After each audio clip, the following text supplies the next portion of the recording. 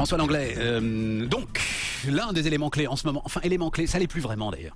Et en fait, on regarde ça de loin et vous avez décidé de le regarder de près. Et c'est pas mal de regarder de près ce qui se joue autour de la Grèce, parce que maintenant que le risque systémique est passé, on se dit bon ben, après tout la Grèce, quelle importance. Or quand on regarde les chiffres, c'est assez spectaculaire. C'est vertigineux, c'est-à-dire, je me suis amusé, si je puis dire, à additionner l'ensemble des milliards promis depuis 2 ans pour sauver la Grèce. On a le premier plan de sauvetage, 110 milliards, le deuxième, 130 milliards, 15 milliards supplémentaires qui vont être nécessaires et probablement 140 milliards d'annulation de dettes privées pour les créanciers.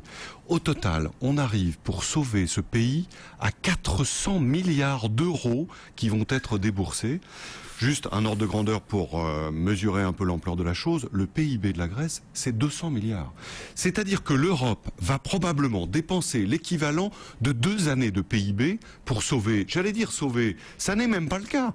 Parce que 2 ans plus tard, la Grèce connaît une récession de 20%. À côté de laquelle la crise des années 30 est une petite plaisanterie, et le chômage est entre 20 et 25%. C'est-à-dire que 2 ans plus tard, on a déversé dans un puits sans fond une masse considérable de milliards, et que pour autant, on n'a pas sauvé le pays. Je comprends même pas comment c'est possible, François. Le seul problème, Stéphane, il est cristallin, c'est l'euro.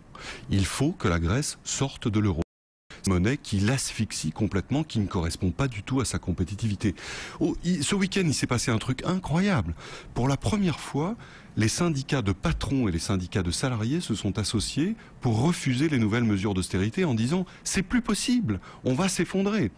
Puisque l'Europe demande, en contrepartie justement du versement du nouveau plan, une baisse de 25% des salaires minimums qui a déjà été baissé à 750 €, une baisse de 25% des pensions et de nouvelles mesures d'austérité pour 1,5 point de PIB, plus la fermeture de centaines d'organismes publics. C'est littéralement un pays qui est en train d'exploser sous nos yeux. Donc le consensus national... Tout ça au nom d'un dogme, hein ? Tout ça au nom du dogme de l'intangibilité de la zone euro. Absolument. Alors, irréfragable. Évidemment, on comprend. Parce qu'on a peur, on le dit comme ça, François, on a peur d'organiser la sortie de la Grèce de la zone euro. Mais c'est ce qui va se passer, c'est très probable. Le problème, évidemment, mais il faudra évidemment le traiter aussi, c'est celui du Portugal, peut-être aussi celui de l'Irlande.